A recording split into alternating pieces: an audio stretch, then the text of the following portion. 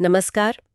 आज हम एक ऐसे शख्सियत के सफ़र को समझने की कोशिश करेंगे जिनका नाम ही प्रेरणा है, महात्मा गांधी।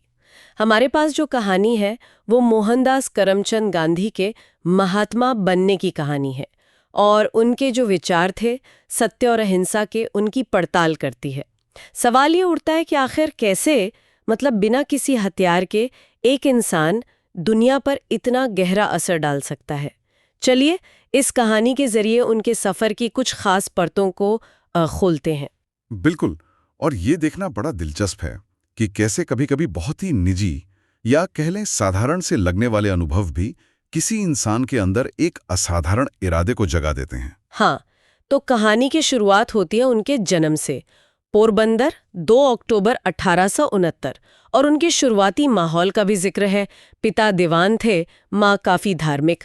मोहनदास खुद बताया गया है कि शांत स्वभाव के थे, थोड़े शर्मीले, लेकिन ईमानदारी उनमें शुरू से थी। बचपन का एक किस्सा भी है कहानी में, जब उन्होंने चोरी छुपे मांस खा लिया था। हाँ, वो किस्सा। पहली बार सच की जो ताकत होती है उसका एहसास हुआ। हाँ, ये घटना महज एक बचपन की भूल नहीं समझनी चाहिए। यहीं से सत्य मतलब सच उनके जीवन का एक केंद्रीय हिस्सा बनने लगा। वो छटपटाहट, सच बोलने की और फिर उसे स्वीकार करने से जो एक तरह का सुकून मिला, ये अनुभव आप कह सकते हैं उनके आगे के पूरे दर्शन की बुनियाद बना। ये सिर्फ कोई नैतिक बात नहीं थी, बल्कि ये एक अंदरूनी ताकत का स्रोत बन गया उनके लिए। अच्छा, तो इस शुरुआती अनुभव के बाद उनका रास्ता इंग्लैंड की तरफ मुड़ा। पढ़ाई के लिए गए वो, और फिर 1893 में दक्षिण अफ्रीका पहुंचे।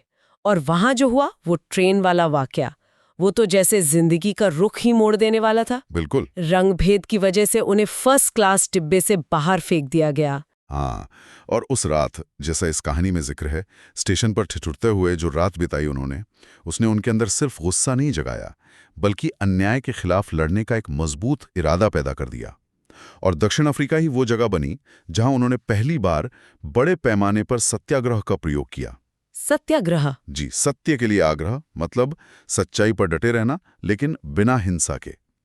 तो ये अब सिर्फ उनका अपना अपमान नहीं रहा था, ये एक तरह से पूरे समाज के हक की लड़ाई बन गया था। फिर 1915 में जब वो भारत लौटे तो यहाँ आजादी की लड़ाई तो खैर चली रही थी, पर उनका तरीका बिल्कुल अलग था। कहानी में उनके उस मशहूर फलसफे का जिक्र है, कोई एक गाल पे मारे तो दूसरा आगे कर दो। हाँ, ये बहुत अनूठा था उस समय के हिसाब से। चंपारण में किसानों के लिए लड़ना हो, या फिर वो खादी आंदोलन, नमक कानून तोड़ने के लिए दांडी मार्च, हाँ। या फिर असहयोग आंदोलन, सब में जोर इसी बात पर था कि लड़ाई बिना हथियार उठाई लड़ी जाएगी। और यहीं उनका वो शक्तिशाली संदेश उभर कर सामने आता है। अहिंसा कमजोरी नहीं, बल्कि सबसे बड़ी ताकत है। ये सिर्फ कहने की बात नहीं थी उनके लिए, उन्होंने इसे सच में करके दिखाया। और इसी सोच ने, इसी दर्शन ने करोड़ों भारतीयों को जोड़ा, उन्हें एक नैतिक बल दिया, जिससे उन्होंने सीधे सीधे ब्रिटिश साम्राज्य को चुनौती दी, और वो भी बिना हिंसा के। सही बात है। ये रणनीति तो दुनिया के लिए भी बिल्कुल नई थी कि बिना खून बहाए इतना बड़ा बदलाव लाने की कोशिश करना। आप दांडी मार्च को ही देखिए, एक मुट्ठी नमक ने पूरे साम्राज्य को हिलाकर रख दिया था। ये उसकी मतलब रणनीतिक ताकत थी। लेकिन इस पूरी कहानी का अंत बहुत दुखद रहा। जिस आज़ादी के लिए उन्होंने अपनी पूरी जिंदगी लगा दी, वो मिली जरूर, पर उसके कुछ ही महीनों बाद 30 जनवरी 1948 को उनकी हत्या कर दी गई। हाँ, वो एक दुखद मोड़ था इतिहास में। उनका शरीर तो चला गया, पर उनके विचार, सत्य, अहिंसा, आत्मबल, वो आज भी जिंदा हैं। जैसा कहानी में भी कहा गया है, नोटों पर उनकी तस्वीर है, लोगों के दिलों में उनका सम्मान है। ये उनकी कभी न मिटने वाली विरासत है। ये दिखाता है कि विचारों में कितनी ताकत होती है, वो गोलियों से नहीं मरते।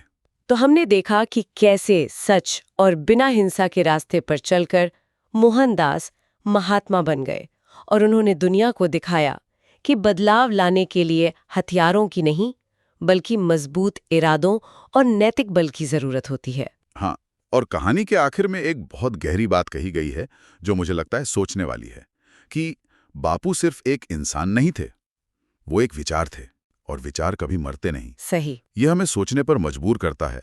आज की जो दुनिया है, इतनी उलझी हुई, कई बार बंटी हुई, इसमें सत्य और अहिंसा की ये विचार कितने कारगर हो सकते हैं, ये सवाल शायद हम सबके लिए है सोचने के लिए।